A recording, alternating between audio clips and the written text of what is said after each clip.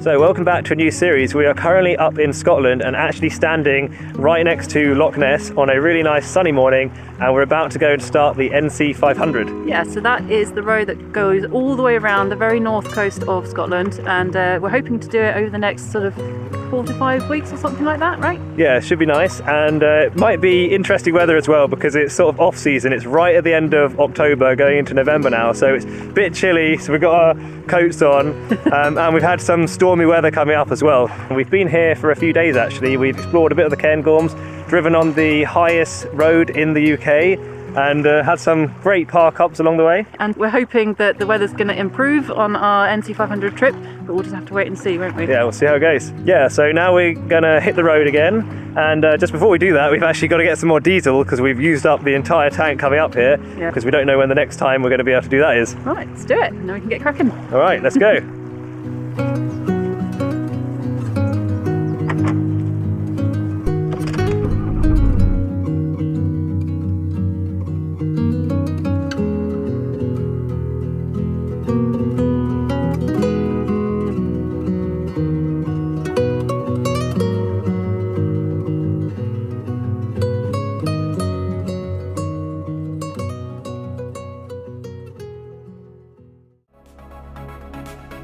We're Tim and Abby, and we converted our Ford Transit into a fully off-grid camper van.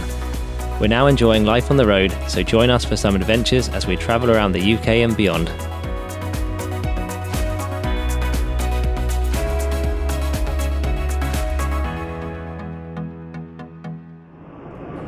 So we had a great few days exploring the Cairngorms and surrounding coastline before starting our trip around the NC500. We enjoyed spotting seals on the beach in Port Gordon before heading inland and finding peace and quiet at some fantastic parkups. We're going to be stuck behind them for miles. Probably. Well, they stopped in the passing place, look. They're used to the ways.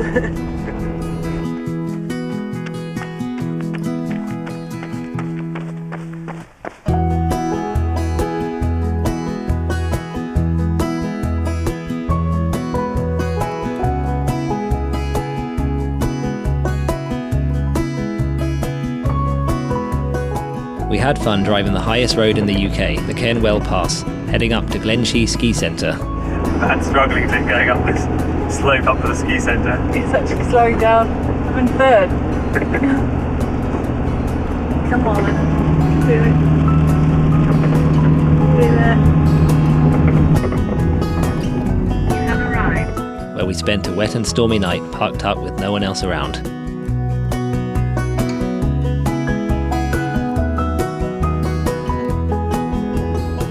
We then made a stop off at Balmoral Castle, the Highland home of the royal family. The castle is situated in picturesque grounds where we really enjoyed wandering around admiring the beautiful autumn colours on the trees. Of course, a trip to Scotland wouldn't be complete without seeing the famous hairy coos, so we made sure to stop off and say hello. I think we both need a haircut. Before heading to see Prince Albert's cairn. A pyramid built by Queen Victoria in 1862 has a loving memorial to him.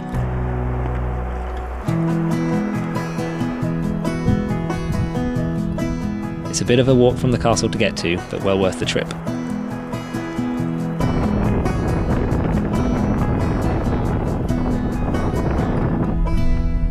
So we're cutting it a bit fine. How many miles does it say we have left? 14 miles of diesel.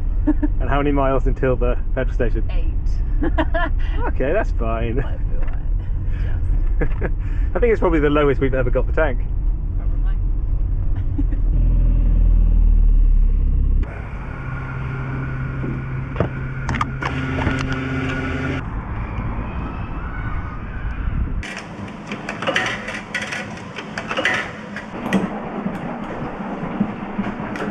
So that's everything all done now. So we're in the van and we're on our way out of Inverness, and we're actually just going past the castle, which is the official start point of the NC500. Probably the closest we can get, right? Because I think it's temporarily closed at the moment, so. Yeah. Something tells me this is going to be fairly well signposted, easy drive. I think so.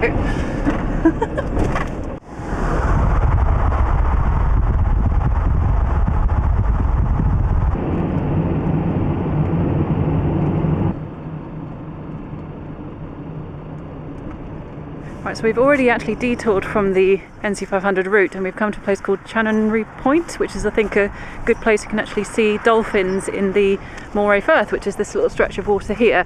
So it's near the end of the day, but we're going to see if we can see them. Hopefully.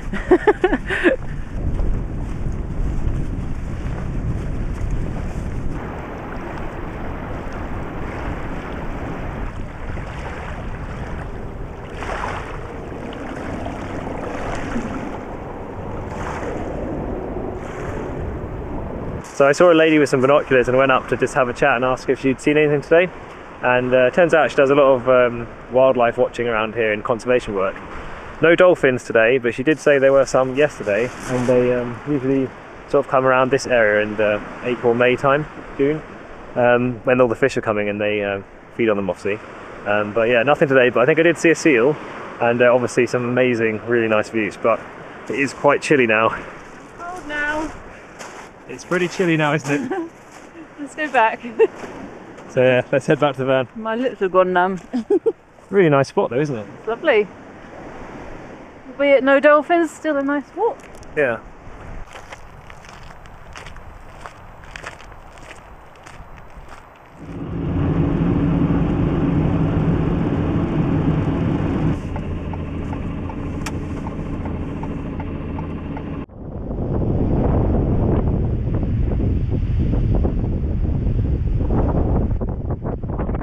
So we spent the night parked up here just by the sea, and it's a pretty good spot, but it's got quite windy now and the rain's picked up. So there was one other camper here overnight. They've left and we're going to get going as well. And we're quite near a place called Cromarty, so Abby said it looks quite nice. We're going to go and check that out today and probably just hunker down a bit because yeah, the weather's not great, is it? Not really. There's another storm coming through in the south, which is probably going to affect us as well. Yeah, we'll go a little bit more sheltered area, I think. Right, tell you what, you notice how cold it is outside as soon as you get out, don't you? It's exciting, isn't it? Yeah. Well, I get to test out my new boots. Oh yeah, nice. We realised we both didn't have any decent walking boots before we came up to Scotland, so that was one of our stops on the way to make sure we got some of those.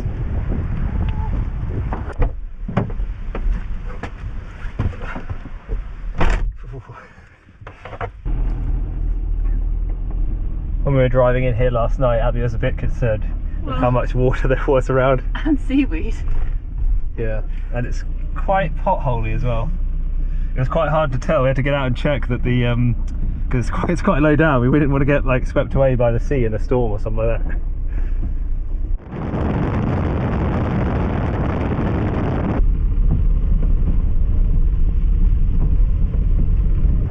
It's possibly the smallest fire engine I've ever seen. It's so small.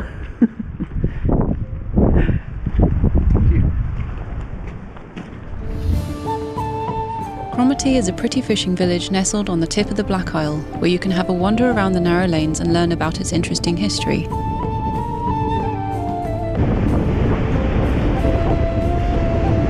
We're glad we made a quick visit, even though we had pretty bad weather.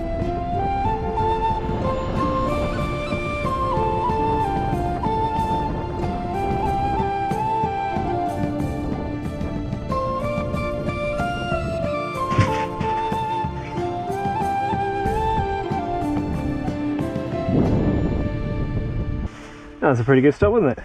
Yeah, lots of food. Stopped off in the bakery. We got some pies for dinner, and one of the pies is a macaroni cheese pie. Sounds like too good to not get. And a bridie, which we've never had before. And a Scotch pie. And a Scotch pie.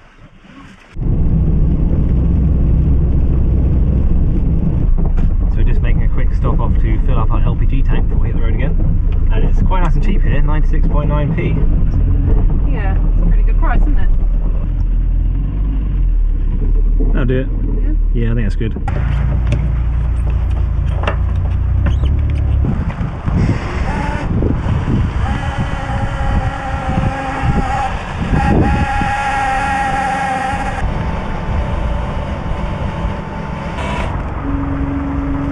There we go. Tenner, not too bad. Pretty handy. There's not actually that many places on the North Coast 500 route to fill up gas, so we thought we should do it early on at the beginning, and yeah, conveniently it's a really nice cheap one. So we're going to keep track of how much gas and diesel we're using for the whole trip as well, so we're curious how much total cost will be to actually get around the whole route, live in it in this kind of weather with the heater on quite a lot, and obviously using the gas for cooking and things. So yeah, it should be quite interesting. And the gas in the van lasts for ages, so we shouldn't have to fill up now for the rest of the trip. Hope not. Yeah.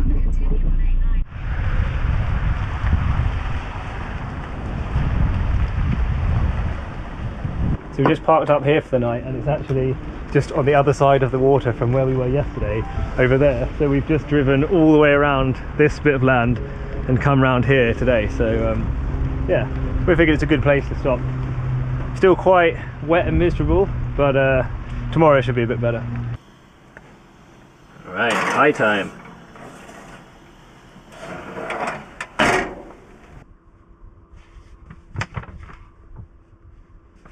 Some light morning reading you got there. I'm just having a look at this side of the coast. It's a bit tricky. Maybe I should get up.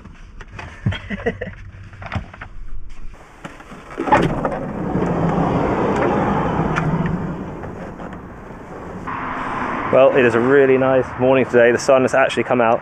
Actually charging with solar for the first time in a while, which is nice. And yeah, looks really nice out over the water as well. Nice and misty.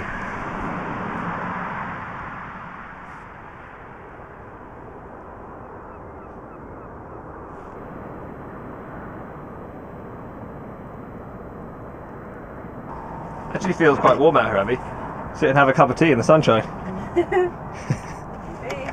So this place is Cromarty Firth, I think it's called. Quite a good park up actually. A little bit of road noise during the night and the morning because it's the main road just right there.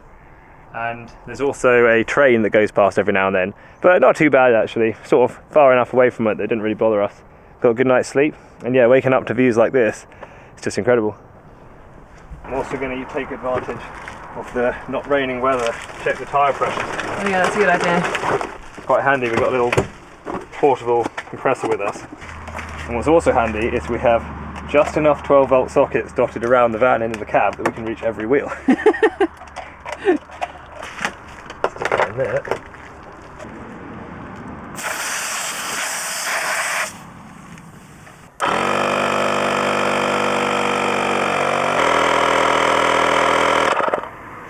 In order to reach this one, got to put the wire through the window, so can you take that?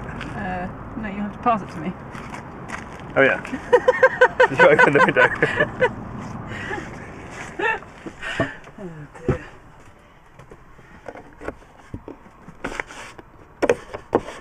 Right. Yep. Okay. All right.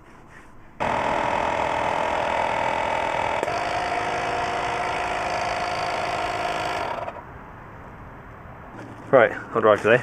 Okay. Get a nice sunshine drive.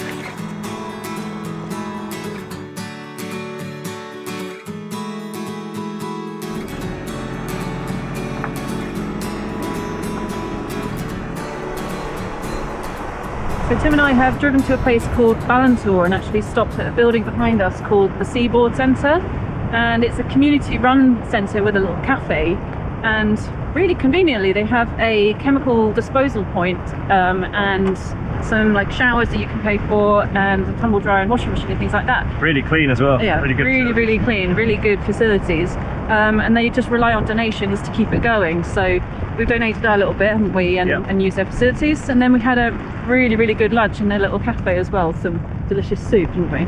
Soup's so good. It was really nice. Like chicken and rice soup. It was I think I've good. had rice in a soup before, but yeah, it works. Yeah, Tasty. really nice and filling. So now we've just done that, and we're just having a little walk down the coast, and we're going to go and see something called the Mermaid of the North. Yeah, which I think I've actually just seen. Yeah, It's just there out to just sea. around the corner. So we'll come into view in a second. Yeah, there we go. That's so cool.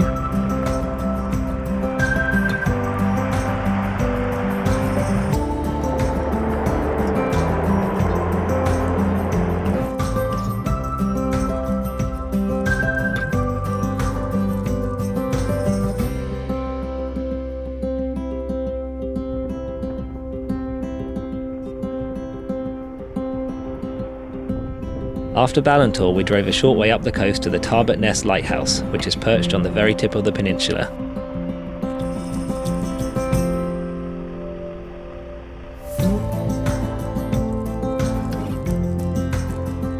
So in the time it's taken me to get my walking shoes on, Abby has discovered everything there is to know about the lighthouse around here. Yeah, well, let's get there first, shall we? Okay. It's called Inverness Lighthouse, and it's designed by a guy called Robert Stevenson, whose grandson is actually Robert Louis Stevenson. And it's thought that his visits to his grandfather, staying around the lighthouse and stuff like that, has inspired his stories of Treasure Island. Aside from that, it's the second tallest lighthouse in Scotland. Really? It had its stripes added in 1915, and it was automated in 1985. So all the way up to 1985, families had to stay here and around the lighthouse and stuff like that. Would have been quite lonely, I think. Oh, well, there you go. I've got my own personal tour guide.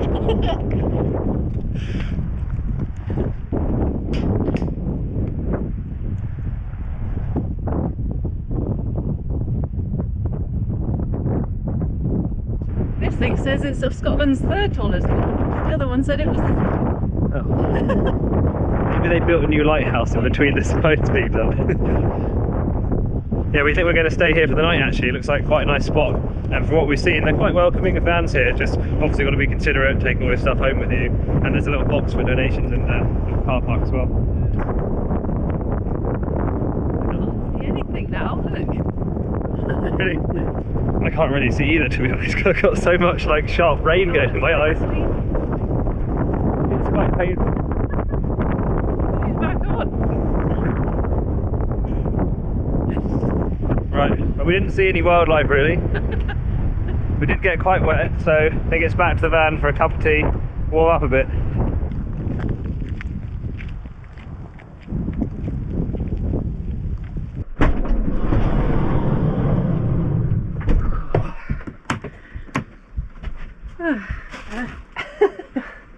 Right, let's get the gas turned on. Oh, my hands are so cold.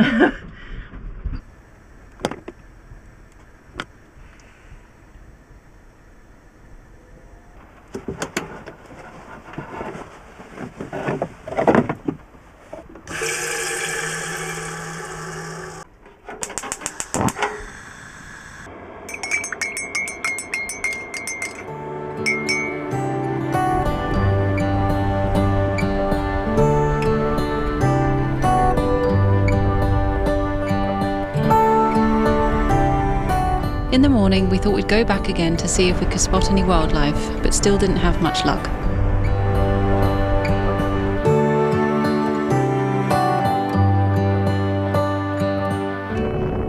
So we got out of the wind and made a little detour off the NC500 route and headed inland to the Falls of Shin.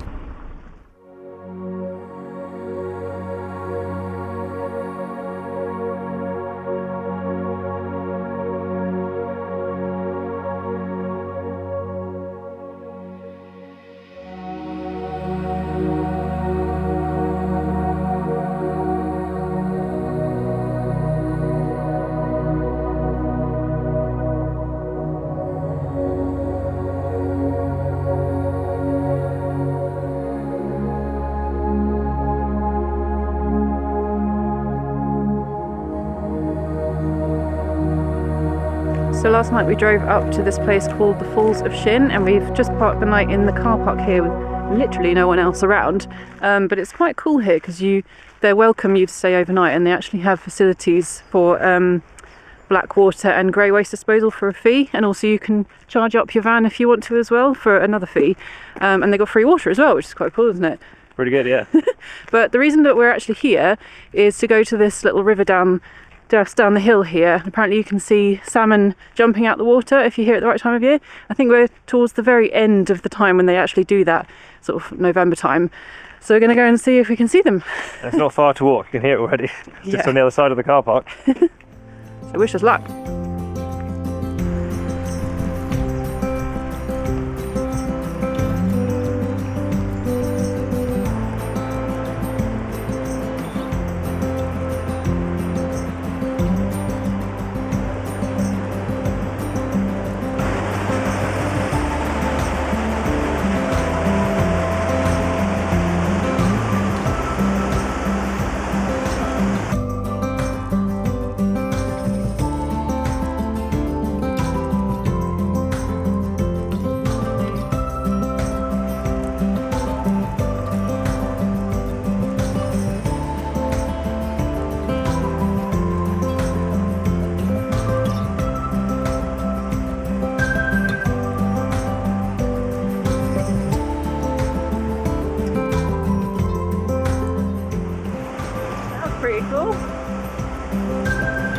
So that was pretty cool. We think we saw maybe about 8 or something, but you have to be quite patient to see them. So we're standing there for maybe about half an hour, but even so. Abby saw one at the beginning, and I thought that was going to be the only one. I wasn't going to see anything.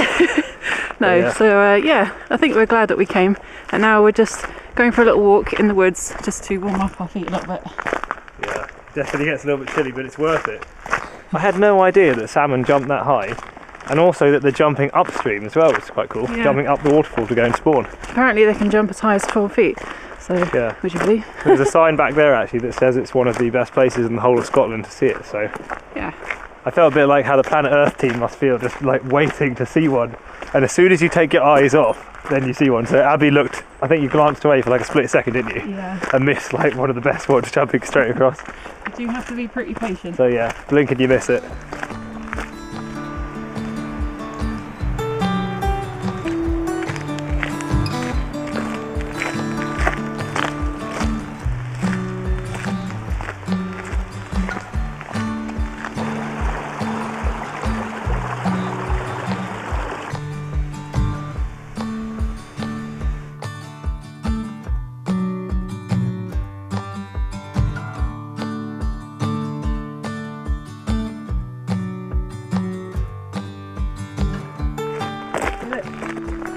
Right size for the campervan.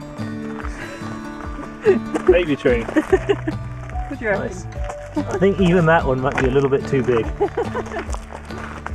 This does feel quite Christmassy walking through here, doesn't it? Yeah. You can sort of imagine it as a winter wonderland with tinsel and fairy lights all over it. It would look really nice here in the snow, wouldn't it? Yeah, it would actually.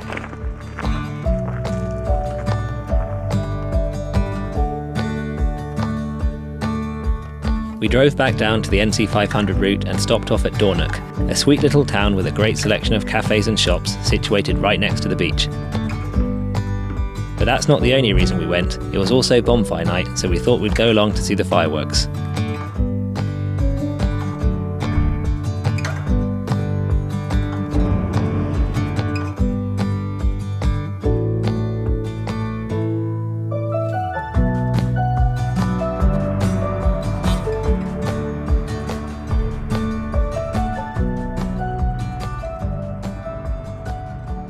We've been walking around Dornoch for a while and just about to go and get a coffee or something, but I noticed one more charity shop, so I told Abby. Probably shouldn't have done. Oh, and if you're ever in Dornoch, make sure to stop off at Cocoa Mountain too. It's a nice little cafe where we had one of the most luxurious hot chocolates we've ever tasted. Man, it's like drinking a chocolate bar. Brilliant.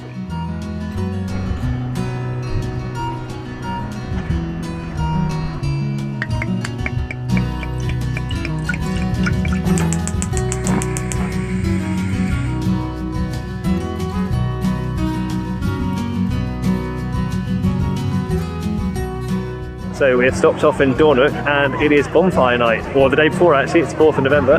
So we looked around the shops for a bit during the day, had an amazing hot chocolate, and now we've joined the torchlight procession and we're about to go and watch the fireworks.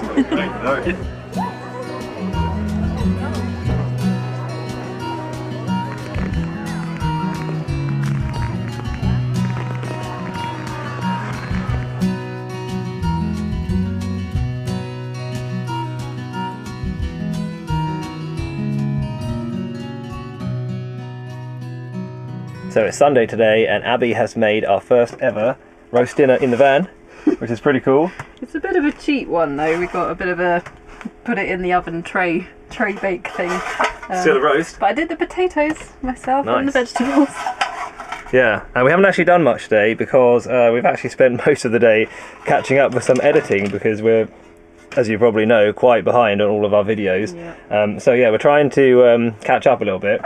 So this is sort of a reward for doing that because we've got a new video out tomorrow, which by the time you see this will be a long time ago. Anyway, who knows when you'll see this one. What's also quite funny is today was the first day that's actually been sunny in a long time, and we spent most of it in the van.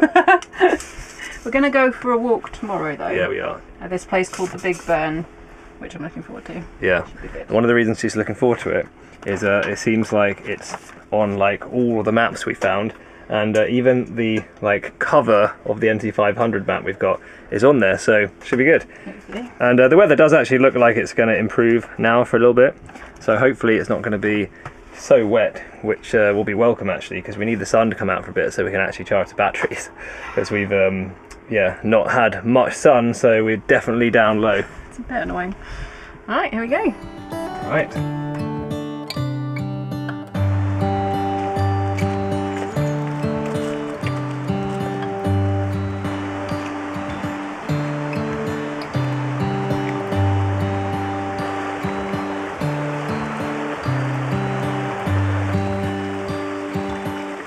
Even the tree looks quite mystical. Yeah, I know.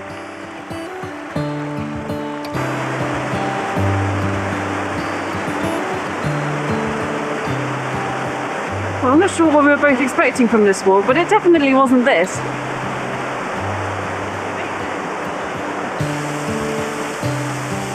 You have a pretty big rain shower here. Oh no, look at you. No time limit either.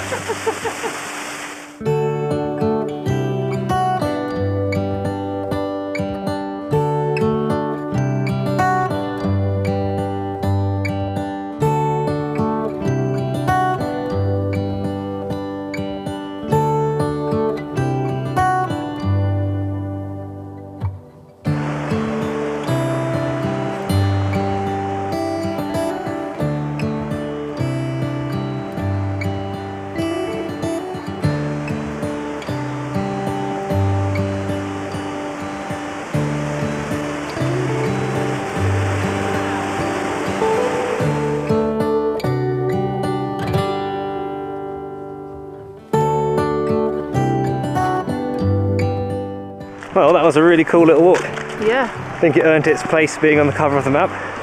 Yeah. It was even better from all the autumn colours that are on the trees at the moment, all the leaves falling, so yeah, glad we went.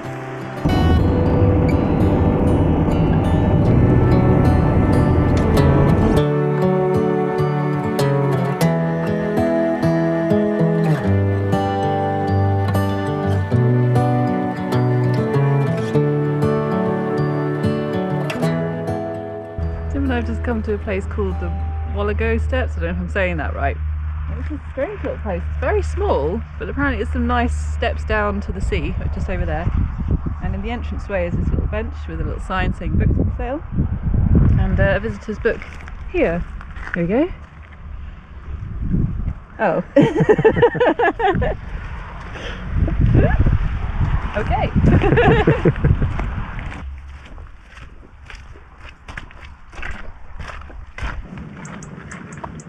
230 years old. That's so. Cool.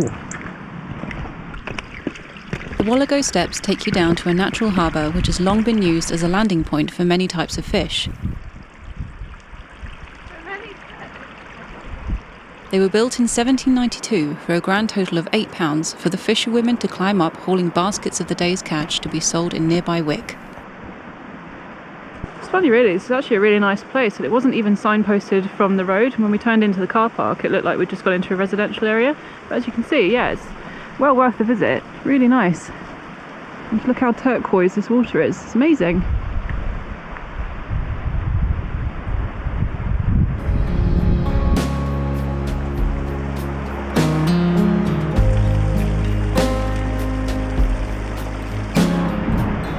Ooh, can you hear that? Yeah, I was just thinking that. It's quite cool that. Maybe something from over there. Yeah, there's like a really loud thumping, rumbling noise. I think it's the waves against the rocks.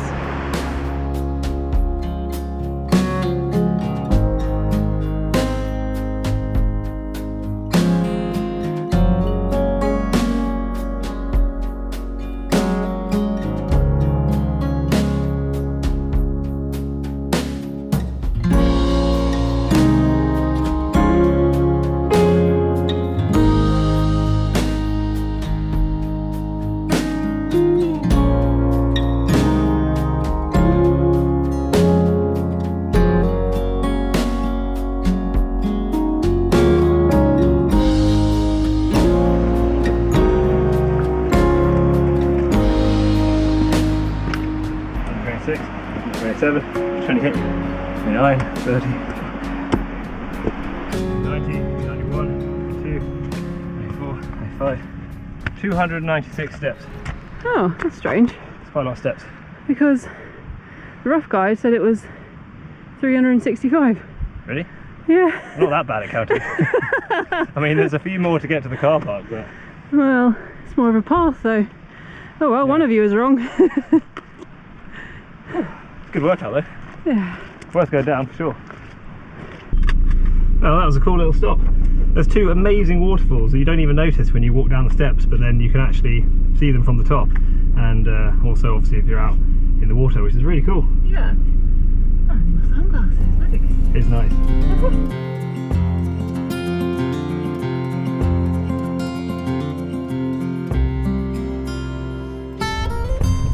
Castle Sinclair Gurnago was built in the 14th century and is an impressive medieval ruin perched precariously on the cliff edge. It was originally inhabited by the powerful Sinclair family and sits in a strong defensive position surrounded by the North Sea. That's very cool. I wasn't expecting to be able to actually walk into it.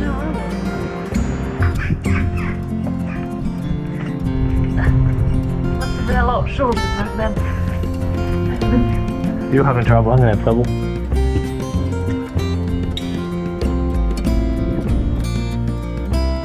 It was listed as one of the 100 most endangered sites in the world by the World Monuments Fund because of its vulnerable state and constant exposure to the elements.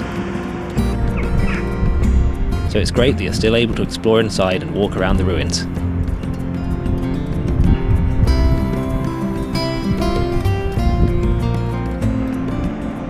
I always imagine in these places it'd be so amazing if you could just sort of stand here and just turn back the clock and just keep winding your finger back until you saw like loads of people actually here in its heyday, all the hustle and bustle and stuff. I reckon one day when technology develops, they'll have holograms to show what it was like.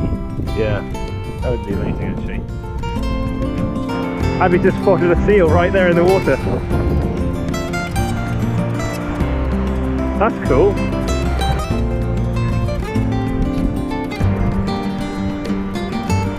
You wouldn't think it was absolutely pouring down with rain this morning. It's actually turned into a really nice afternoon. Yeah, however, you see how low the sun is in the sky and it's only 3:30. So days are getting quite short now. So we're already heading back to the van. We'll probably go towards our next park up, I'd imagine, right? Yeah, or we could stay here. My lips are so numb, can't talk properly. We could stay here actually. For £10 you can stay overnight, so that is an option. And there's not that much further to go at the moment to get the most northwesterly point, which is literally just there. You mean northeasterly? No, sorry, northeasterly, yeah. That is John O'Groats just there. I don't know about you, but I think the van needs a bit of clean, what do you reckon? Maybe. We didn't get a chance to do it before we left for this trip. It's looking pretty disgusting now. You have that list of things you have to get done and the things that you can sort of put off, and that was one of them.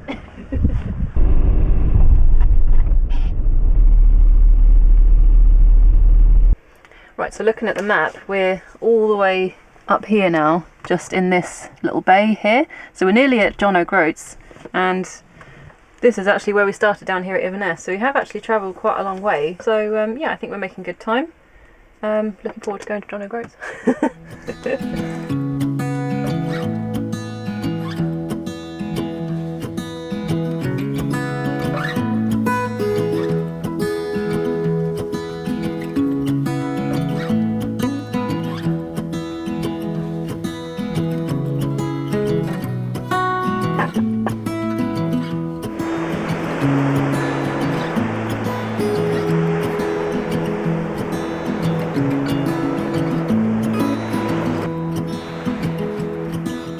We found several places on the route where the local council allowed overnight parking in their car parks for a small fee, just like this one here at Rhys Sands.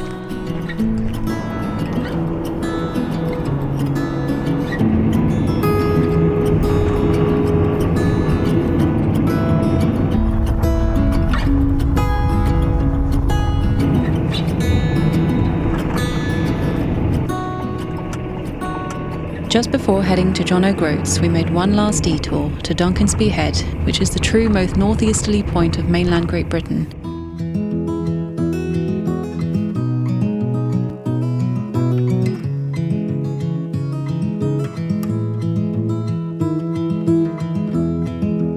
Here at what feels like the end of the world, you can find some breathtaking natural sea stacks towering high above the sea beyond the cliffs.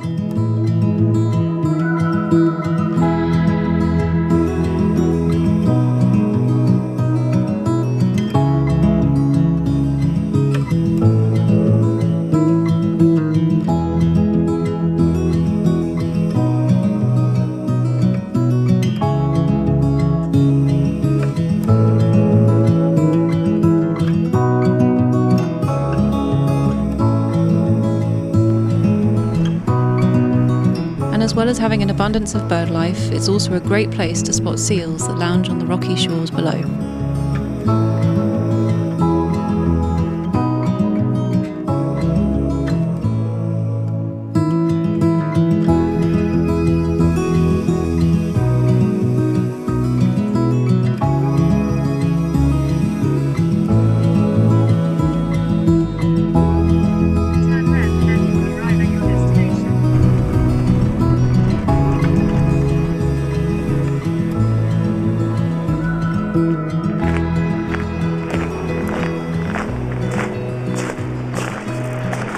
Made it! Made it!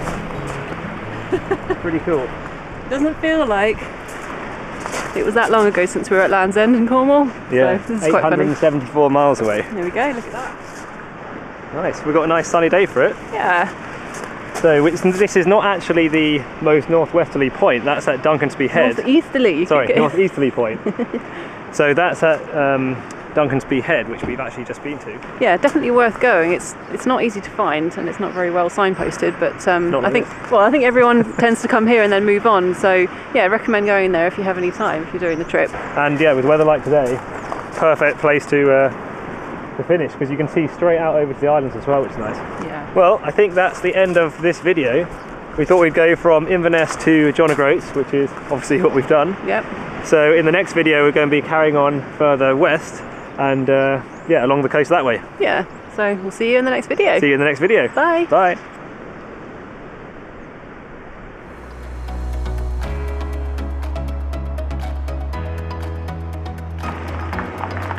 We hope you've enjoyed the first part of our NC500 series, and if you did, then don't forget to give us a like and subscribe below to follow more of our Scottish adventures.